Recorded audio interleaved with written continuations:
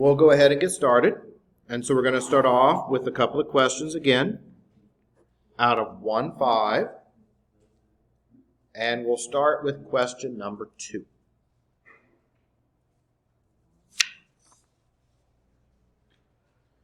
So 1-5, we're going to look at question number 2. Now, question number 2 is working with the sum of the squares. And when we read these, we also need to be careful because these are going to be even. And when it says even, that means we have a gap of 2. And we're looking at the sum of the squares. So we want to find our integers. So let's write up what we've got. And it says the sum of the squares of 2 consecutive even integers is 52. So I know that I need 2 numbers. And these are even, so the gap is going to be 2. So the first number, we'll call that x. The second number, we'll call that x plus 2 there. Is everyone okay with that so far? Now, what do we need to do from there? We are looking at the sum of the squares. So that means the first number squared plus the second number squared equals now 52. So we're adding them together. And what do we know about the first number? Well, the first number is x, so that's going to be x squared. What do we know about the second number? It's x plus 2, quantity squared, and that now equals 52, doesn't it? I'll do a couple more steps, and then I'll leave the rest of it for you to work through. So I'm going to go ahead and FOIL this out. So that gives me x squared plus x squared plus 4x plus 4, and that equals that 52. And now you can finish it, because how would you finish that? You would then set it equal to what? 0 in factor, right? And this, where did this come from here? This came from writing that x plus 2 out over the side and FOILing it out. Because that came from this.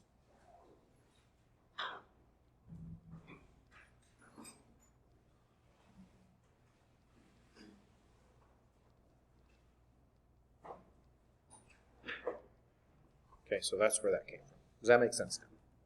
So now you'll go ahead and set that to 0. So you're going to have to combine the x squareds together. Set it to 0. You may have to factor out a 2, because if everything's got a 2 in common, factor that 2 out. You're going to get 2 solutions, right? Which is going to in turn give you 2 sets of numbers. So 2 solutions, 2 sets of numbers. A positive set of numbers and a negative set of numbers. But that's out of 1.5, and that is question number 2.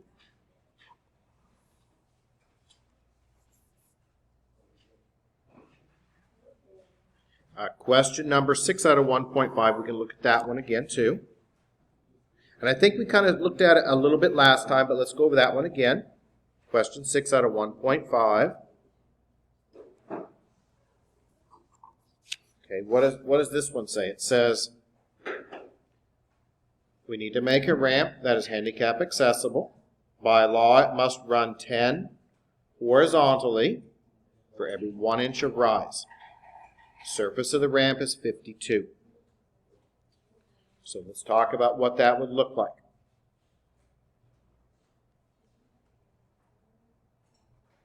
So we know the surface of that ramp is going to be 52. Now, what do we know about the rise and the run? Well, it's a 10-to-1 ratio. Okay, so what does that mean? That means if this one is x, the other one's got to be what? 10x, doesn't it? Now, this is going to work off of the Pythagorean theorem. So that's A, that's B, and that's C. And we know that A squared plus B squared is C squared.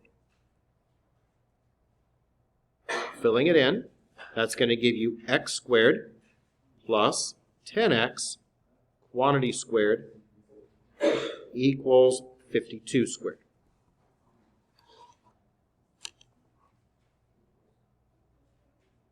I'll go ahead and finish this one out because I think we asked about it last time. And so maybe the problem was how to solve it. So let's go ahead and finish this one out completely. I know we asked about it last time. I'll go ahead and finish it. So this is going to give you x squared. And then 10 squared makes it 100. So that's 100x squared. And that equals now 52 squared. And 52 squared is 2704.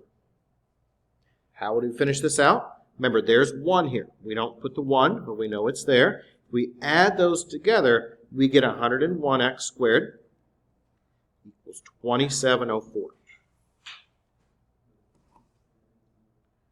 Let's remember how we would solve this. We're not going to use zero factor. How would we solve it? What property would we use? Not zero factor, we're going to use what's our choices? Zero factor, quadratic formula, or the square root property. So which one's it going to be? Square root property. Okay. Why is it going to be the square root property? Let's talk about the reason why it's not zero factor. It's the square root property because what do I have? I have just an x squared. Nothing else. Just an x squared. So I'm going to use the square root property. So I would divide by 101. And we're going to use our calculator to get our final answer. So I'm going to write it out like this. How do we get rid of a square? Remember, we use a square root. Remember that. Plus or minus. Now, we're not going to care about the minus part because this is a length or a width. So even though it is there, we're not going to worry about it. And for question number 6, it says round to the nearest tenth of an inch. So how would we work this out in our calculator? How would I evaluate that out? What do I have? I have 2704. I'm going to divide that by 101. That gives me that. Now you can either write that number down or keep it in your calculator.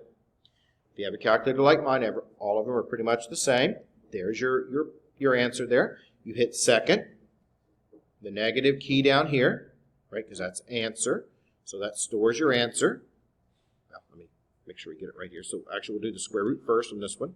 So we'll do the square root first. Okay, so that's what we want. Let me get it right here. Second square root. So we want the square root. And second answer. And that's going to give us our answer, which is if we round 2. So x is now going to equal 5.2. And so you either write down the decimal previously and then use your square root key, or you use the answer key. Now, what do we want? It says, how far above the ground is the inclined end of the ramp? Is that what we want? Yes. A is the inclined end of the ramp, and it says how far is it? So that's going to be 5.2, and that's going to be in terms of inches. So that would be 5.2 inches there. It's going to be your final answer.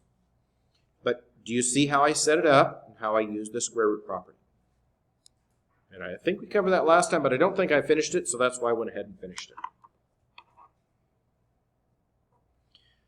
Another question out of 1-5 is question number 9. And I think we started this one last time as well, but I don't think we ever finished it, so I'll finish it out also. Because I know we talked about it in class. We put the numbers in the formula. I'm going to go ahead and finish it. Since you asked about it again, we'll finish this one out. For question number 9, we put the numbers in. So I'm going to go ahead and put the numbers in here. And this is again out of 1.5. So when I put our numbers in, 6415.2 equals 5,500 times 1 plus r quantity squared. And it might have been the other class that asked about this one, but we're going to go ahead and work through this one as well. Okay, so we've got our formula. Now, A is the ending amount. P is the principal. So you want to end up with that $6,415.20. That goes for the A. The principal is the $5,500. Okay, that goes there. Now, how do we finish it? What property are we going to use? Well, we're not going to use zero factor. We are going to use the square root property. So let's see how we would solve this with the square root property.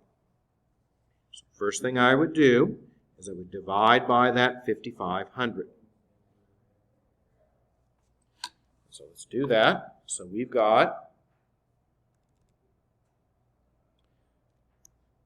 6,415.2. We're going to divide that by 5,500. And that comes out to a nice number. It comes out to be 1.1664.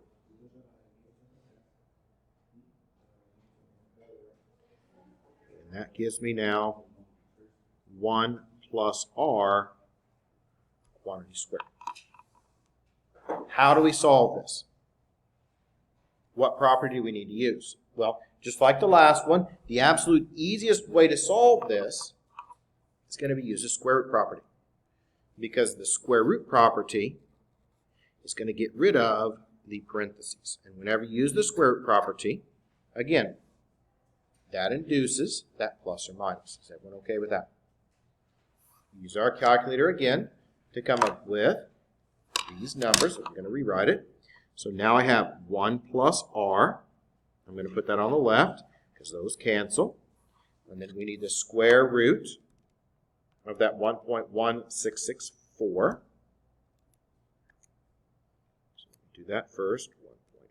1.1664. And that's going to come out to be 1.08 plus or minus.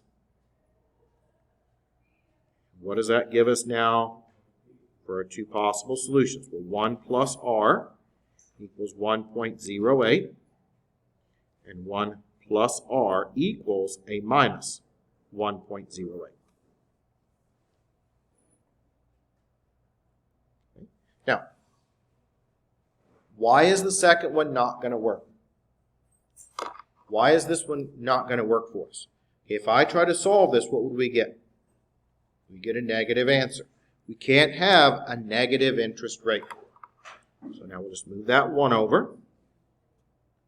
And now we're left with r equals 0.08, or it looks like 8%. So we're kind of okay with that. Do we see what we did on that? Why did we use a square root property? Because that got rid of the parentheses. You could have FOILed all of that out, set it to 0, and factored it or used the quadratic. But that's a lot of work. When you see something like a quantity squared like this, equaling a number, it's going to be set up for the square root property. So that's what we're going to apply. We apply the square root property. Our interest rate cannot be negative, so we got rid of the negative case.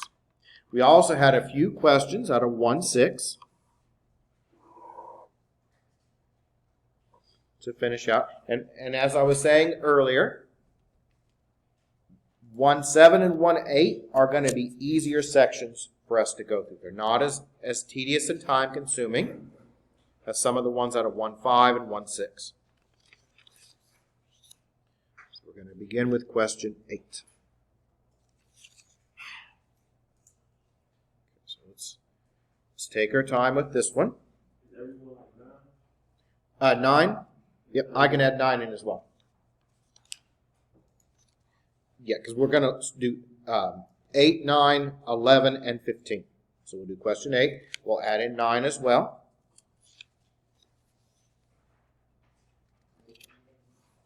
And for 8 and 9, I'm going to set them up. And you can solve them, but I'm going to set them up. Bless you.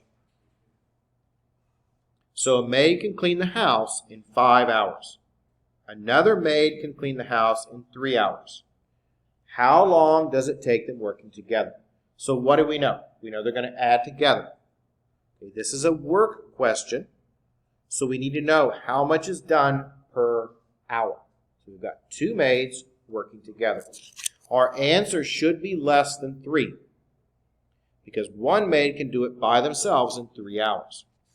If they have a helper, it's going to be less. So we're going to have 2 maids working on this house.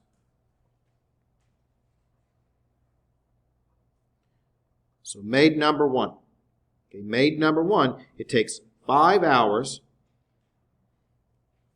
to clean the house. How much is done per hour? So how much of it is done in 1 hour? As a fraction, that would be 1/5, wouldn't it? Okay, and again, time we don't know, so we use an X. Maid number 2. What do we know about maid number 2? 3 hours. So that means how much is done in 1 hour? 1/3.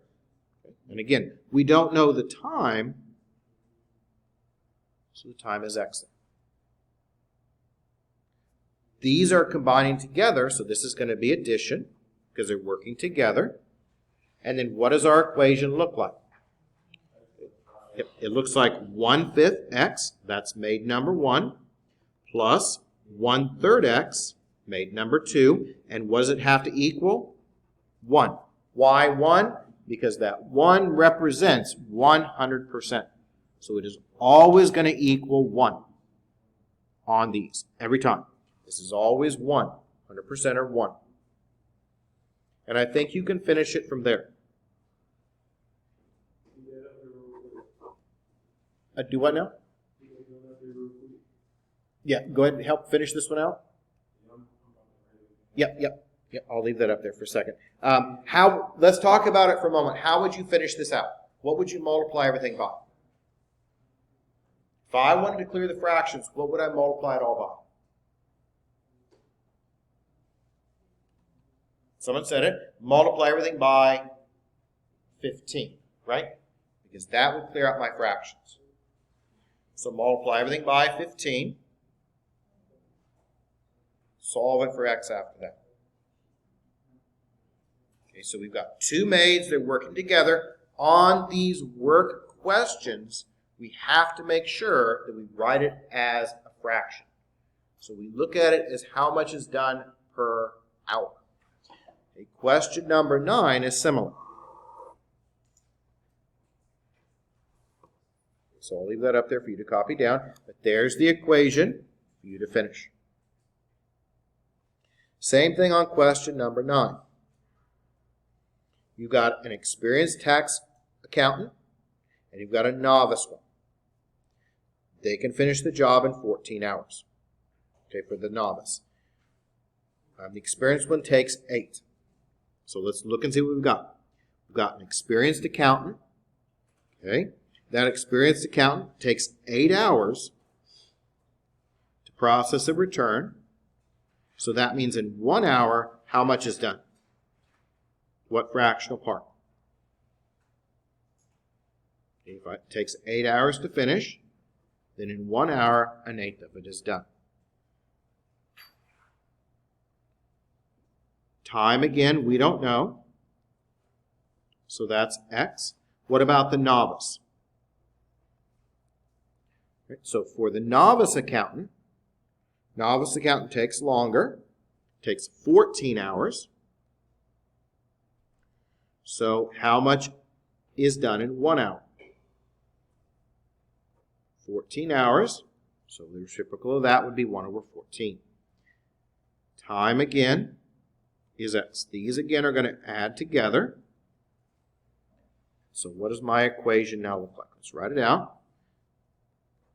1/8 X, right, plus 1/14 X, and that equals 1. And you can finish it from here.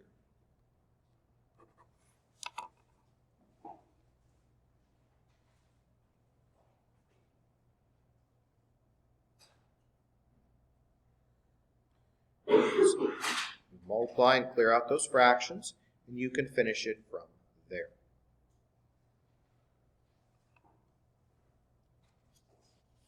So those questions are actually quite a bit easier. The work problems are a lot easier than some of the others. There's your equation, and you're going to have to finish it out. We had some others to look at. We're going to look at 11 and 15 as well.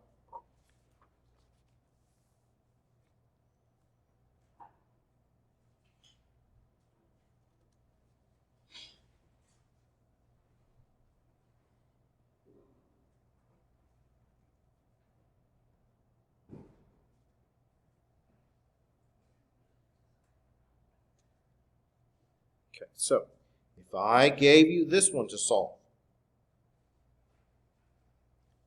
what do we see? We see we have a square root.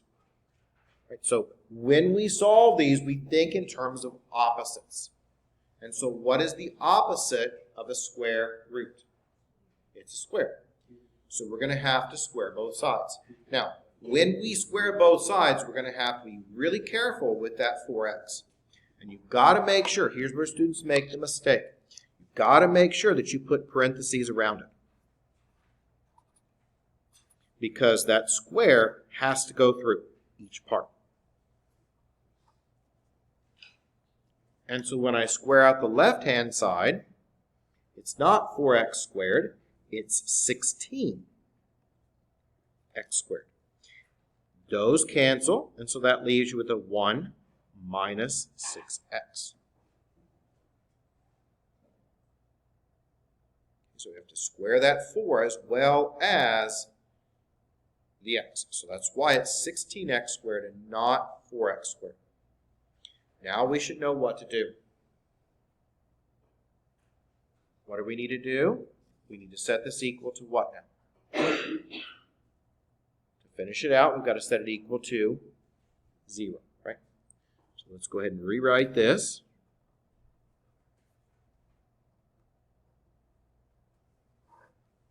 And that leaves me then with this.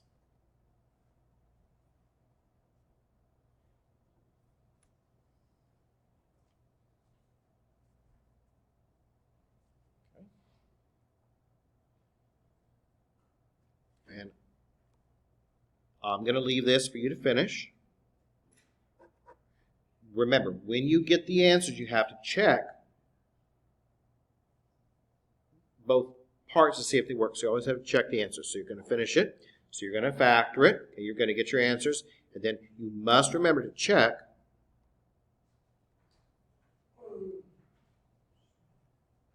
both solutions back in the original. So make sure you check both solutions. So you're going to factor it out. It should factor out very nicely. Okay, so once it's factored, you'll get your solutions. You're going to check them back in the original.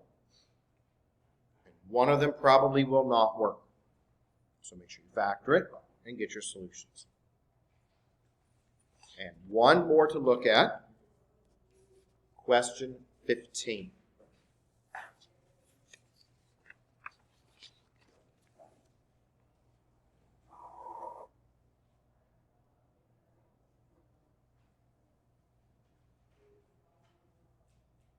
Question 15.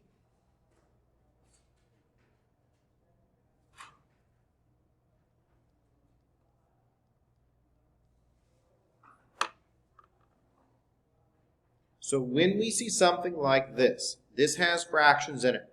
And it doesn't matter whether the fractions are down below as a coefficient or if the fractions are on the top as an exponent. We need to get rid of them. We get rid of them the same way. So when we look at these fractions, we have a 2 and we have a 4. So to get rid of them, I'm going to have to use the 4th power. That's going to get rid of our fractions here. And then we just distribute through, because remember, these exponents, what happens with them? The exponents multiply. So 4 times a half, well, 4 times a half, that leaves you with a 2. So the left-hand side is x squared. What about the right-hand side? Here's again where students may make a mistake. That 4 has to be distributed through. So we want 4 to the 4th power, which 4 to the 4th power is, use your caret key, that's going to come out to be 256. So that comes out to be 256. And then 4 times the 4th, that goes away. That just leaves you with an x. Oh, why did I write? Sorry, I forgot the 6 there. It should be 256, not 25. There, 256x there. My mistake. So there's going to be your 256x. How do we finish it? We would use zero factor again. I cannot use the square root property. Why not? Because this one has an x and also an x squared. So we cannot use the square root property. We have to use the zero factor. And that leaves you with x squared minus 256x equals 0. And I think you can finish it from here. You don't have to check your solutions. How would you finish it? What would you do? You would need to factor out what? If I wanted to finish it out, I need to factor out an x, don't I? Right? Set it to 0. It's already set to 0. Factor out the x. You're going to get two solutions. You're going to get 0 and something else. I know we did one like it. That's how you would finish that one out. So there's not much left at all to that one.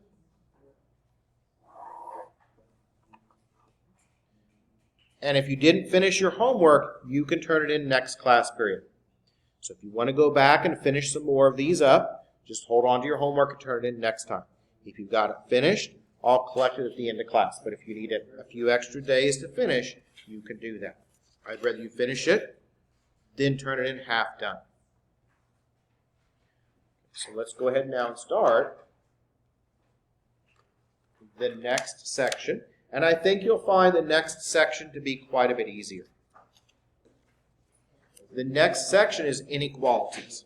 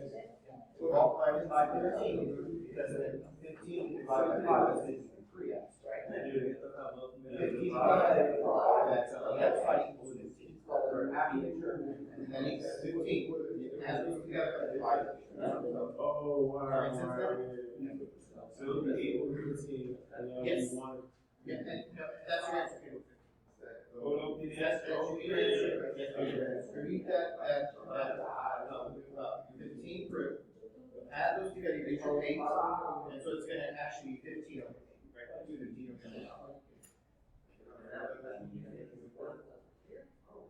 It'll be 15 over 8, not 8 over 8. All right. Does that make sense now? Yeah.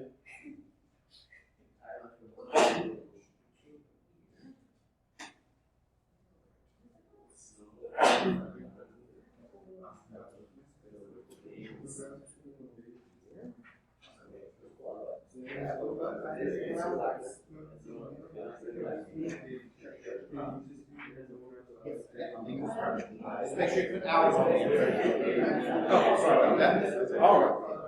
Okay, are we about ready to go ahead and begin now? Has everybody got the new homework packet? All right, so let's go ahead and begin. I think you'll find the next section to be quite a bit easier. These are going to be inequalities, so we're going to be putting these on a number line.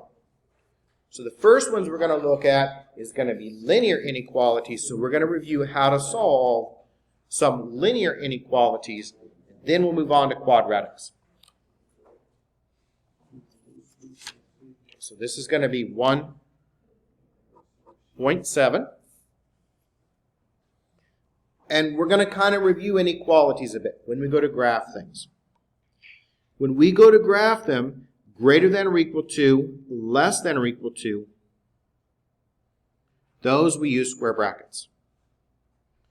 Strictly greater than, strictly less than, those are going to get parentheses. Positive or negative infinity, they also get parentheses. So we're going to be getting our solution, and we're going to be expressing it on a number line. Now, what else do we need to remember with inequalities? Does anyone remember when you divide by a negative, what happens to your inequality symbol?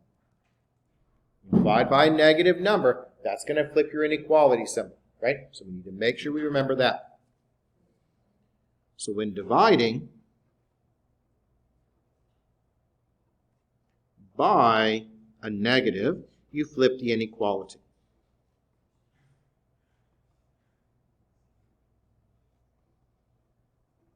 So whenever we divide by a negative, you're also going to flip that inequality. So we'll do a couple of these, and then we'll move on to quadratics. These are going to be linear.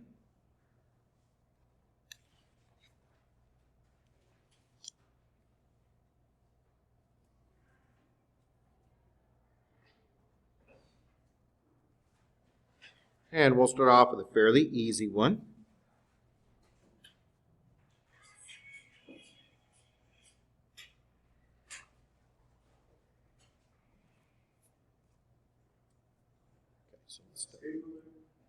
Yeah, I have a stapler if you need one. Maybe I don't have a stapler. I thought I had a stapler. I must have forgot to bring it with me. I go to the library real quick. Yep. If you need to, you can do that if you need to. Yeah, I forgot to bring the stapler. I have one last one, I forgot. Okay, so let's get started again. Okay, now let's remember how we would solve this. You should already kind of know how to solve this type of inequality. What are we going to do? We're going to solve it like an equality. So we're going to add that 5x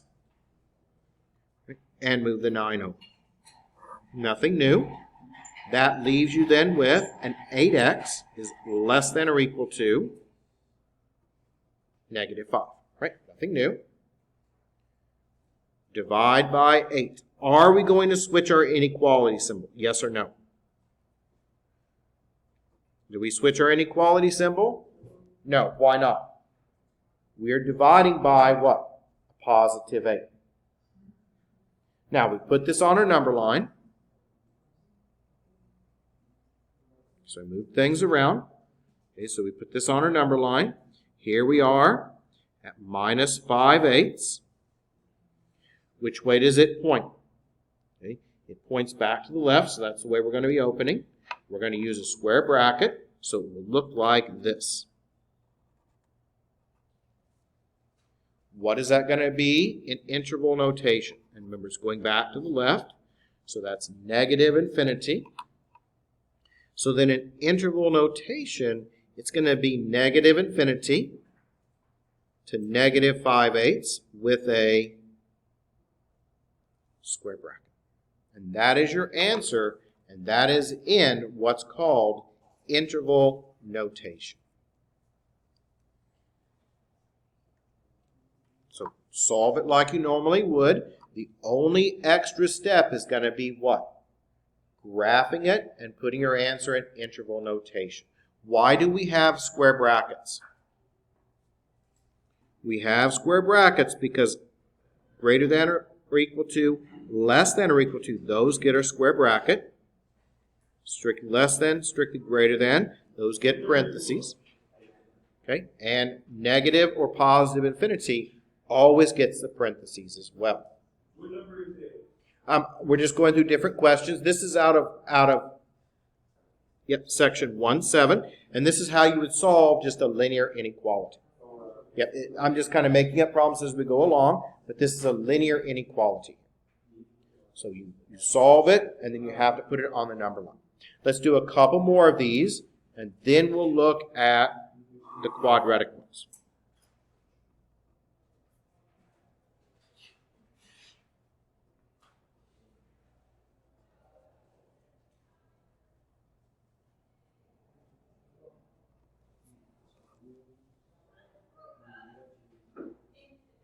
Okay, so let's look at this one. Now, we want to solve this one. Okay, what do? Move the 2x over. Move the 8 over as well. So that leaves me then with a negative 6. Inequality symbol stays the same so far. And 4 minus 8 is a minus 4. Now, I picked this one on purpose because what are we going to have to divide both sides by? Negative. And when we divide by a negative, what happens to the inequality symbol? The inequality symbol switches directions. And negative makes it a positive 2/3. Is everyone okay with why that switched?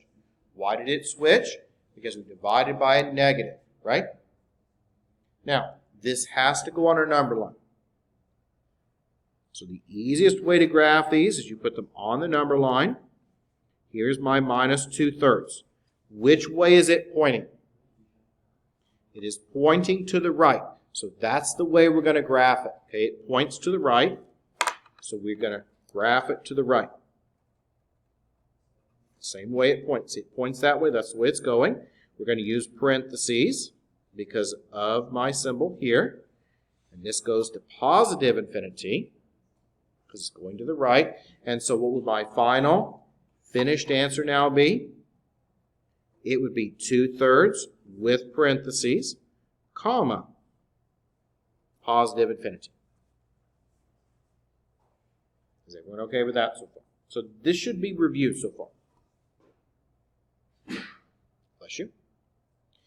These are single inequalities. Now let's talk about the 3-part or the double inequalities.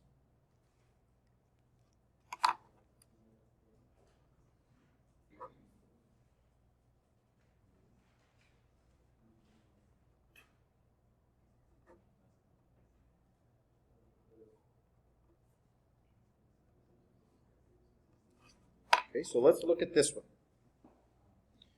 This is like what you're going to see in your homework.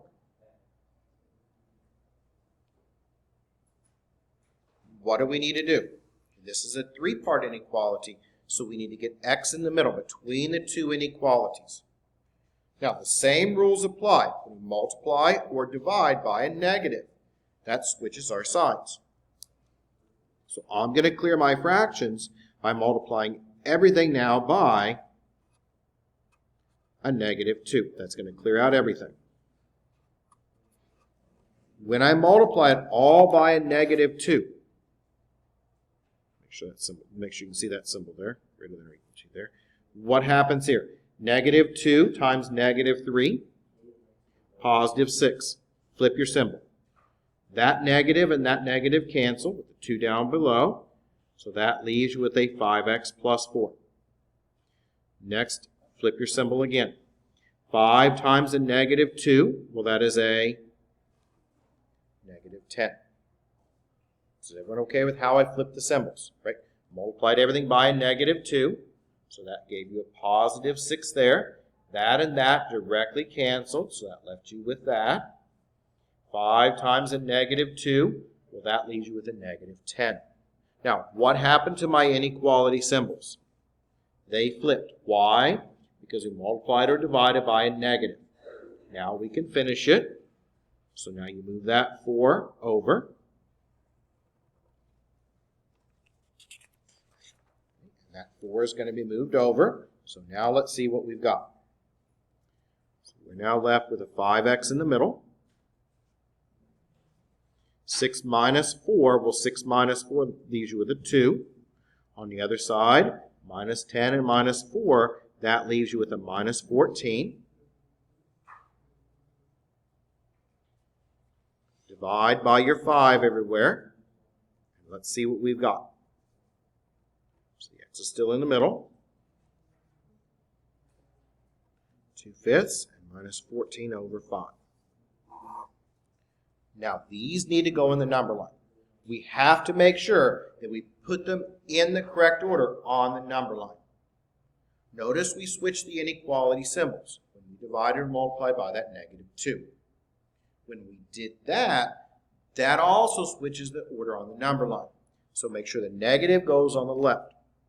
So the negative number is that 14/5. That goes on the left. The positive number is 2/5, so that goes over here. Now we look at each one, and we see what we need for the symbols.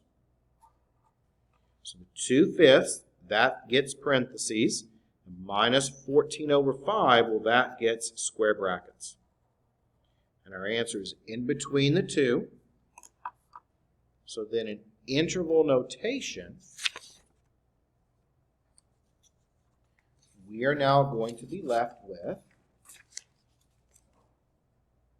this. In interval notation, we're going to be left with the square bracket of minus 14 over 5, comma, 2 over 5 with parentheses. So that is going to be your final answer on that.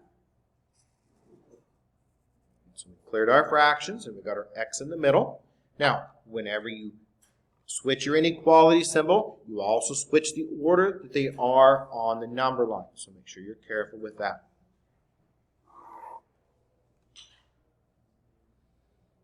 Now let's move on and let's look at some quadratic ones. For these quadratic ones, you're going to have to check how they go on the number line. So these were linear, so the next ones are going to be quadratic.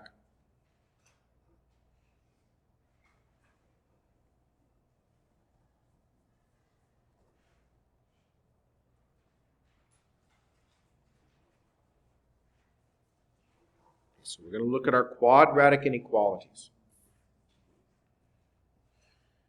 And I'll just make up some of these like what you've got in your homework here.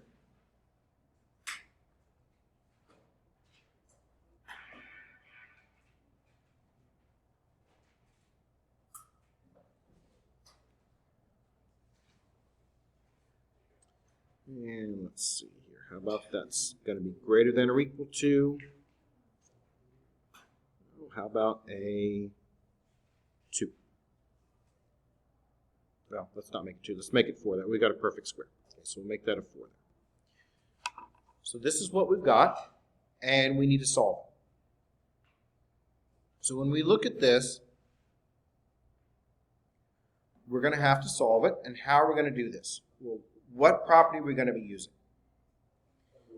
Square root property. Okay, now what I'm going to do is I'm going to go ahead and box the original, just so I don't lose it. Because I'm going to take that inequality, and I'm going to make that an equality so we can solve it. So just so we don't lose that inequality symbol, I'm going to replace that with an equality. Now you already talked about how you would solve it. And how do we go about solving it? Well, we need to get rid of the square. And how do we undo a square? Square root. And always make sure that you add on the plus or minus. So make sure you add in that plus or minus. And now we've got 4x plus 1 equals plus or minus 2. So nothing has really changed. We work it out exactly the same as we've done the others. At the very end is when we deal with our inequality. So what do our solutions look like? We've got 4x plus 1 equals 2. On our other one, it's 4x plus 1 equals a what? Negative 2. So now we finish them. So move the 1 over. 4x equals 1, so one of them is x equals 1/4. Repeat the process, move the 1 over. 4x equals now a minus 3. Okay, we'll divide both sides by 4. And that leaves me with x equals now a minus 3/4. Sorry about that. So let's talk about what we did. First thing we did was I rewrote it as an equality. That way we could solve it. So we solved it. We've got our two solutions. Now we're not done yet because this is an inequality. So what we now need to do is we now need to put these on the number line. And we're going to have to check them on the number line. So we're not done yet. These now are going to go on our number line. Make sure they go in the correct order and make sure they're on the number line. And we're going to have to check each region to see if it's true or if it's false. Make sure they're in the correct order. So we've got minus 3/4 and positive 1/4 there. Now, think about this. It's like slicing a loaf of bread, and if you slice it twice, you get 3 parts, right? 1, 2, and 3. Okay, so we slice it and we get 3 regions. Now, because it's quadratic, because you have the square in it, you're going to have to check a number in each region. So let's check a number in each region. So I need a number less than a minus 3/4. So a number less than that would be a minus 1. I need a number in between these two numbers. Okay, so between minus 3/4 and a positive 1/4, the easiest number to pick is going to be 0. 0's in there. We need a number bigger than 1/4. So a number bigger than 1/4, we're going to use a 1. Now we're going to take each of these and we're going to check them in the original. So we're going to go back and we're going to use the original, which was 4x plus 1 quantity squared is greater than or equal to 4. So we're going to check it in this. So let's review again what we've done. We took our equation and we solved it. We got our two numbers. We put them on the number line. That divided our number line in 3 parts. We checked a number in each region back in the original, which is what we're doing now. And we're going to see if it's true or if it's false. So let's now plug in x equals negative 1. And we're going to check to see if it's true or false.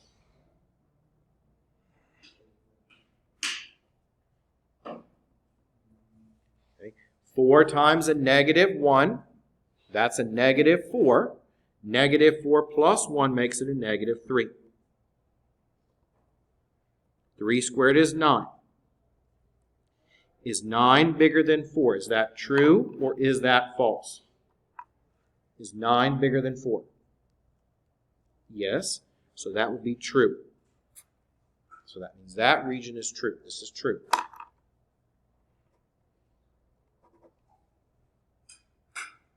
Now we repeat the process with the 0.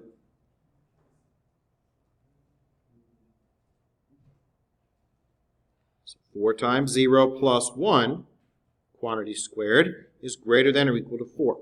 Well, 4 times 0 is 0. 0 plus 1 is 1. And 1 squared is 1. Is 1 bigger than 4? No, that's false.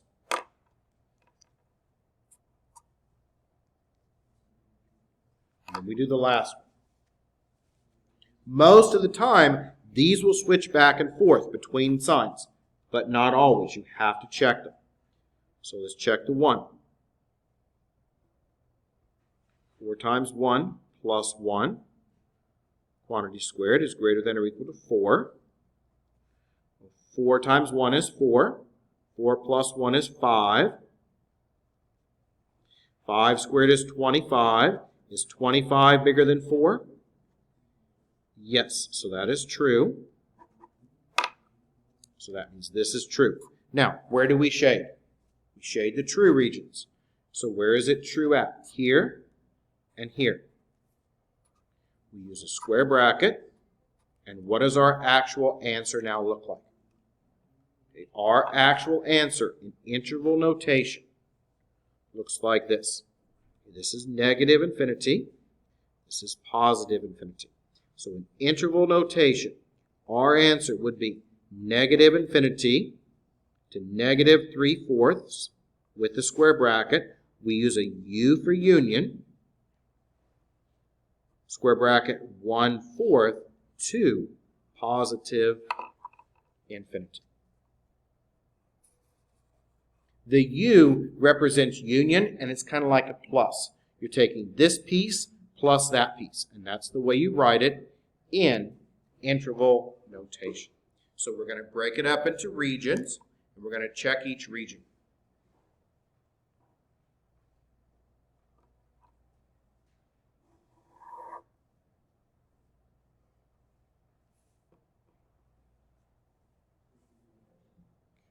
And that's going to be our answer on that one. Let's try another one.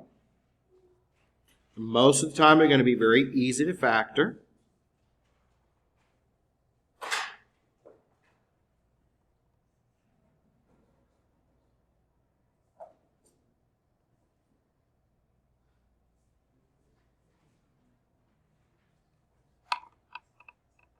Okay, so we're going to try and solve this one. This one actually is going to be a little bit easier to solve. Sure. Yep, sorry about that. Okay. So before we move on, let's talk about this one. So what did we do? We used our square root property. Okay. We got our solutions. We put them where? We put them on a number line, didn't we? Okay. That made the 3 regions. We check each region, a number in each region back in the original, and we see if it's true or if it's false. We shade the true regions, and then we write our answer in what's called interval notation.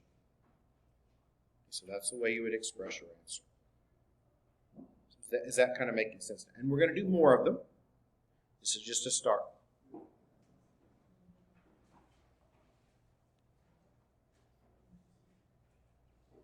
Let's try some more of these. Let's try this one next. Okay, so how would we solve this one? Well, this one is set up the same way. What are we going to have to do? What property would I use for this one here? Quadratic, 0 factor, or square root? Which one? This one would be what? 0 factor, right? Why is it going to be 0 factor? Because it's trinomial, right? So this is what we're going to start with. I always like to box it so we don't lose the original. Now I'm going to go ahead and move that 10 over. And I'm going to make it equal to 0.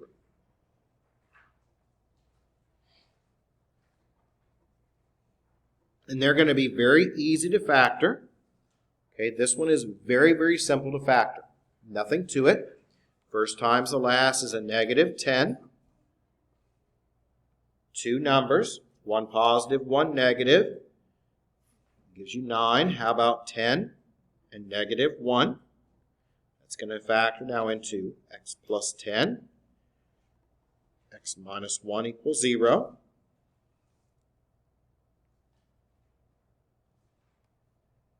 So x plus 10 equals 0. So x equals a negative 10. X minus 1 equals 0. So x equals 1.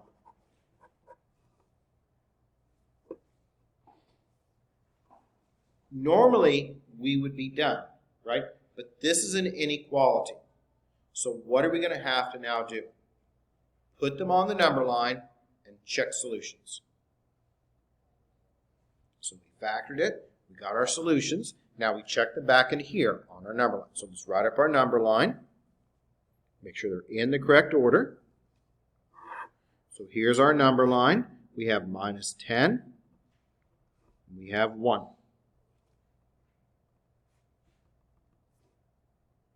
I need a number in each region. We have 3 regions.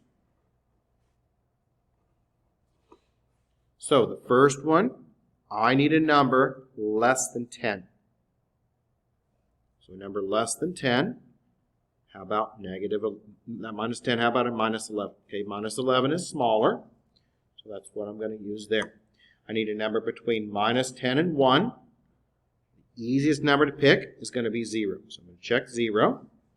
And then I need a number bigger than 1. So how about 2? So I'm picking a number in each region to check to see what it will be, whether it's true or it's false. So this one needs to be smaller than negative 10. Negative 11 works. I need a number in between, so that's 0. And I need a number bigger than 1. How about we use a 2? Now, from here, we take our original and we check. You can use the factored form, but I'm just going to use the original. So again, we're going to use our original, which is x squared plus 9x is less than 10. And we're going to check each one. So negative 11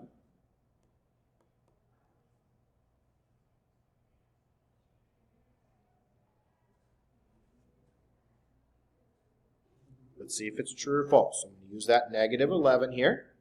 Okay, negative 11. What happens when you square negative 11? When you square negative, it becomes a positive 121. Positive times a negative is a negative 99. We put those together, and let's see if it's true or false. 121 minus 99. Okay. What does that give you? 22. And is 22 smaller than 10? No, that's false. So that means this one is false. Now, normally they will switch back and forth, but not always. So don't ever just think they're going to just switch back and forth every time. They may not. So that one was false. Let's do 0.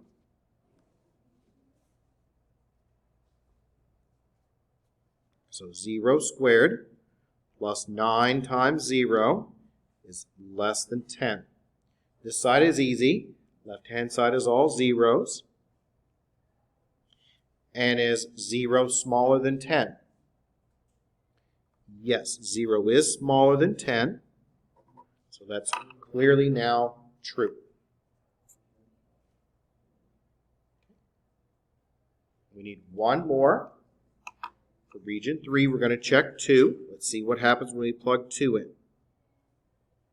That is 2 squared plus 9 times 2 is less than 10. So that's 2 squared is 4. 9 times 2 is 18. Add those together, and we get our 22. And is 22 smaller than 10?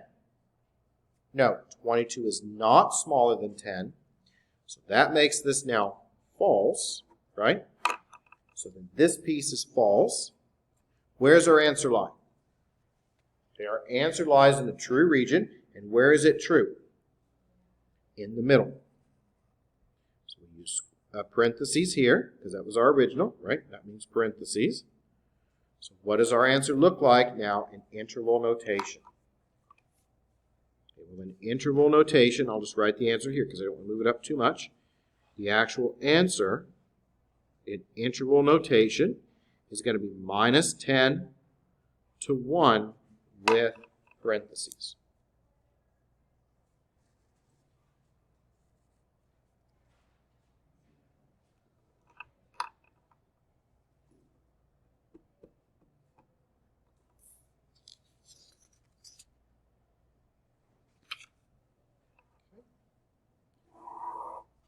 Let's try another one.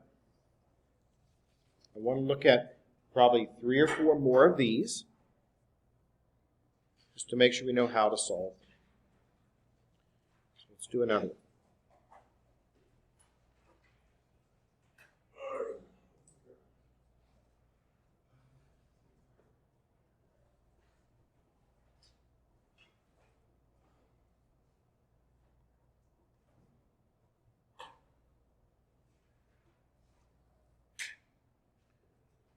So this one is already factored. So I'll give you a few moments to get the other one copied down. Okay, so we had to make our number line for the last one. We put them on a number line. That one had 2 critical points. Critical points are the numbers that we find. We don't call them solutions because they're not your actual answers. They're called critical points. And that's where it switches from true to false. Now, this one has already been factored. Okay, so this one's actually very easy, but this one's going to give us 3 critical points. What are our 3 critical points? It's already factored. It's already set to 0. So this is our original. What are our 3 critical points going to be? Well, x plus 3 equals 0. So x equals a negative 3. x minus 2 equals 0. So x equals 2. And x plus 10 equals 0. So x equals negative 10. Is everyone all right with that so far? It's already factored for you. We didn't have to do anything else because it's already set up. It's to 0. It's already been factored. Now this gives us 3 critical points. So now we put them on our number line. And we're going to have to check 4 numbers.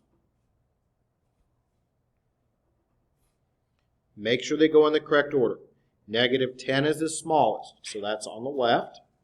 Then we have negative 3, and then positive 2. And now we have 1, 2, 3, and 4 regions. And we now pick a number in each region. So we factored it, or in this case it was already factored. We solved it. We got our critical points. They're not really called solutions now. They're critical points. We put them on a number line, and we need to pick a number in each region. So we need a number smaller than negative 10. Negative 11 will work. I need a number between minus 10 and minus 3. Doesn't matter. I'm going to pick minus 5. It's in there. Minus 3 and 2. 0's in there. And a number bigger than 2. How about 3? Is everyone okay with how I got the numbers? You just make sure you pick a number in each region. Avoid fractions, avoid decimals if you can. Pick the easiest number possible to work with. I always try to pick 0 if I can because 0's there. It's easy. Okay, now we check them back in our original. And we've got to check these 4 numbers now. So here's our numbers. And we're going to use x plus 3, x minus 2, and x plus 10 less than or equal to 0. So let's check a negative 11. Okay, so that's minus 11 plus 3, minus 11 minus 2, minus 11 plus 10. And we just multiply them together. So minus 11 plus 3. Minus 11 plus 3 is a minus 8. Minus 11 minus 2, that's a minus 13.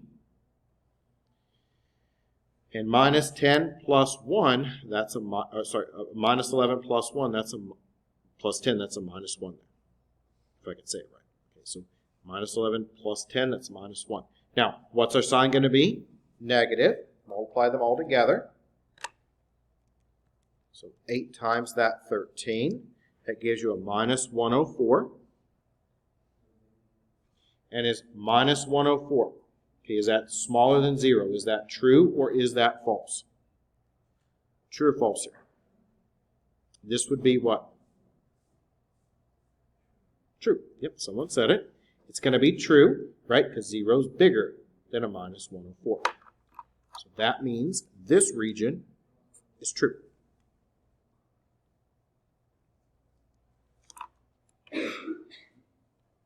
Let's try the next one. Let's try the negative 5. That's our next one we're going to pick. So we're going to use that negative 5. That's in between the 2. And we've got minus 5 plus 3. Minus 5 minus 2. And minus 5 plus 10. Minus 5 plus 3. That's a minus 2. Minus 5 minus 2, that's a minus 7. Minus 5 plus 10, that's a 5. 2 negatives make it positive, and that should be a 70. And is 70 smaller than 0? Is that true or is that false now? That'd be false. So that means this piece is false. Repeat it for the next one. You've got to check all 4 of them. Now, normally they'll switch back and forth on the true-false, but not always. You have to check. So let's now check the 0. That's the next one. We're going to check our 0. 0 plus 3, 0 minus 2, 0 plus 10. So that's 3 minus 2 and 10. Putting those together, one negative keeps it negative, so that's a negative 60. And is negative 60, is that smaller than 0? Is that true or is that false? Okay, that would be true, right? Minus 60 is smaller than 0, so that means that region is true. So that's going to be a true region there. Now the last one is 3. So we'll check it. These are not difficult. They just take a little bit of time. So we're going to check 3. 3 plus 3. 3 minus 2. 3 plus 10.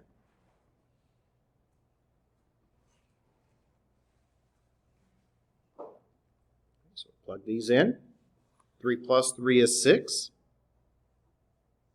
3 minus 2 is 1. 3 plus 10, that's 13.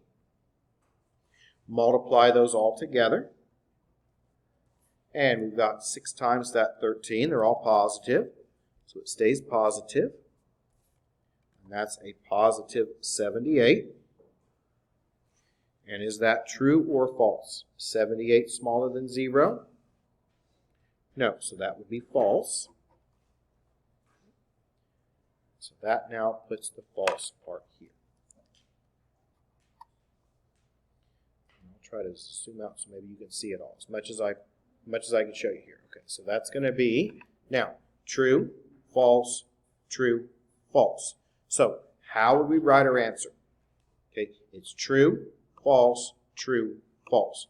We start from left to right.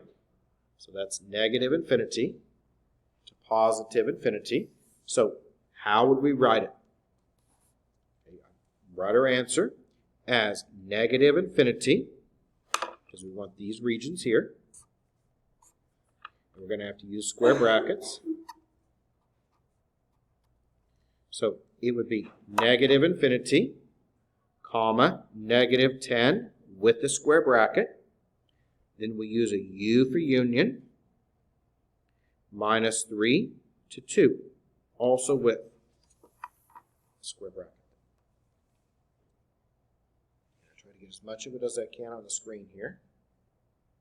That way you can hopefully see all of it.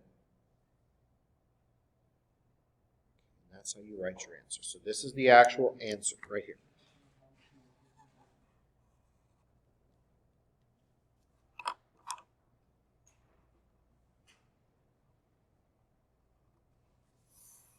So there's your actual answer.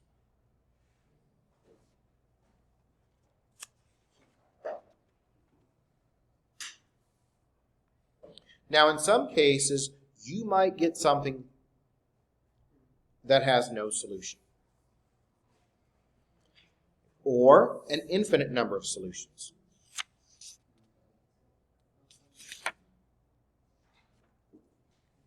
So let's try 2 more, and these are going to be the last 2 that we're going to look at here.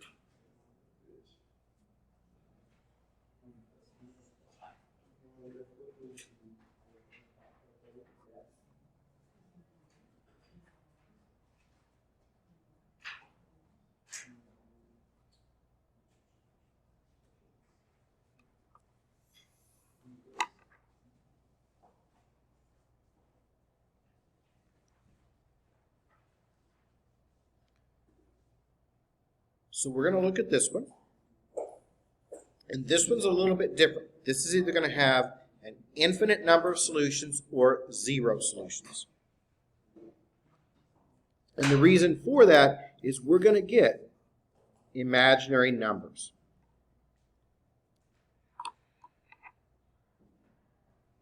Because when I go to solve this, if I replace it with an equal sign, I get x squared equals a negative 4.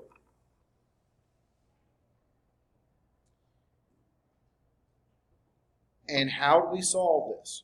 Well, again, we use our square root property. But this one is slightly different because what about the negative underneath? Well, that's going to make it what?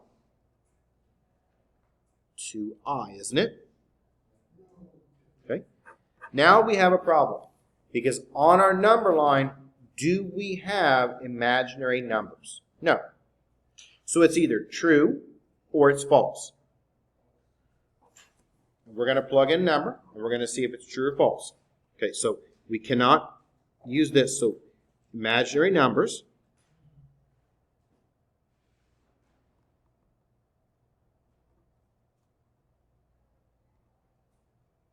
Can't go on the number line.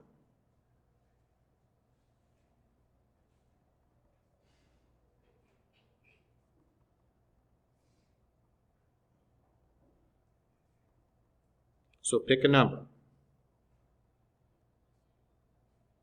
to check.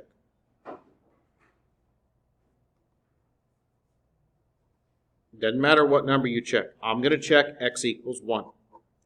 Okay, so if I check x equals 1, we're going to see if this is true or false. So we're going to check it into here.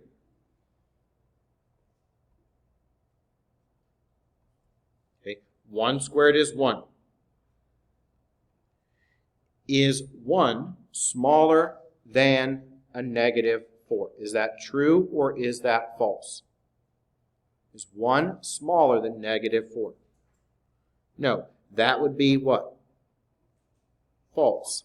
If it's false like that, then you have no solution. So the answer for this one would be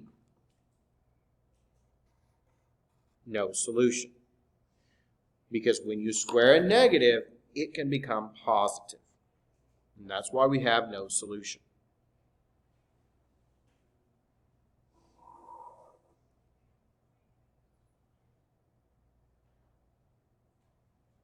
Okay, let's try another one.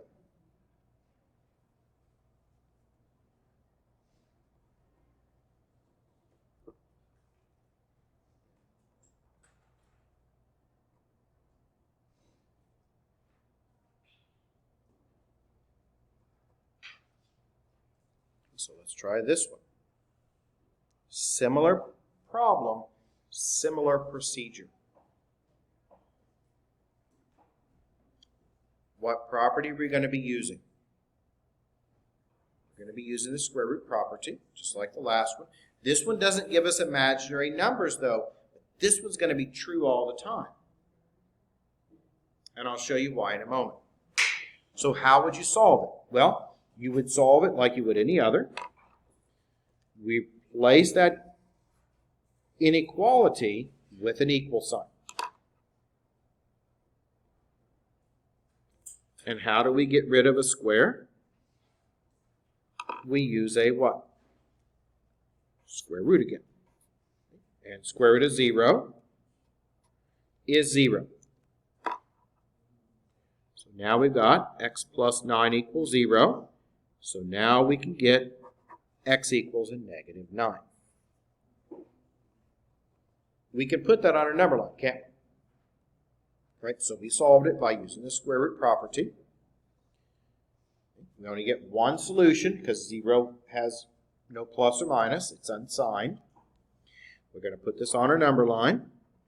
Okay, we've got a negative 9. And we're going to check. We're going to check to see what happens on our two regions. Anytime you have a square, you have to check them. So we're going to check negative 10. And how about negative 8? Those will work. And we're going to check them. Right? One critical point gives us 2 parts to check. So now we're going to use x plus 9 quantity squared is greater than or equal to 0. So we're going to check it with the negative 10. Okay,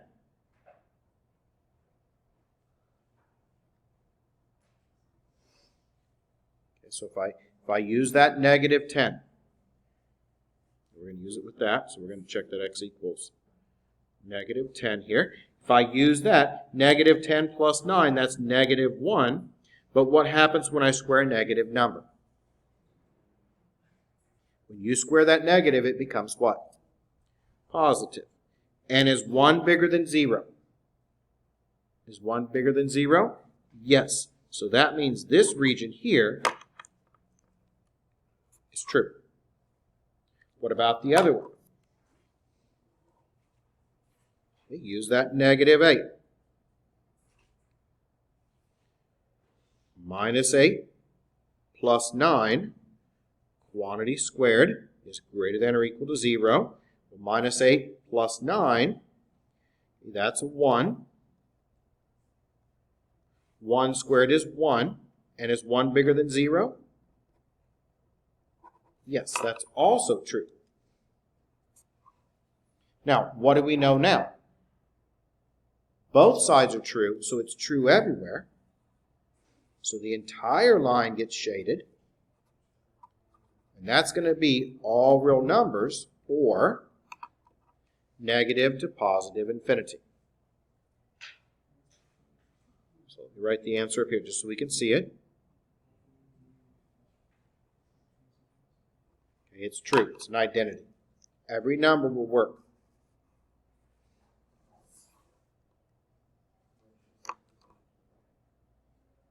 So that's going to be your answer there.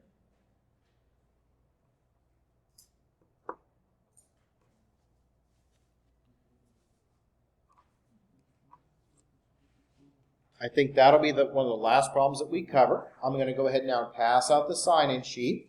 If you haven't picked up your homework, I have it up here. Okay, but your homework, let me find the sign-in sheet here. Your homework is not all of 1-7. We haven't done it all, but you can do most of it. So your homework now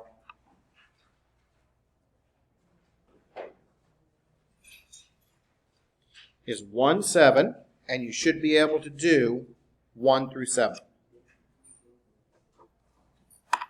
We'll do 8, 9, and 10 next time.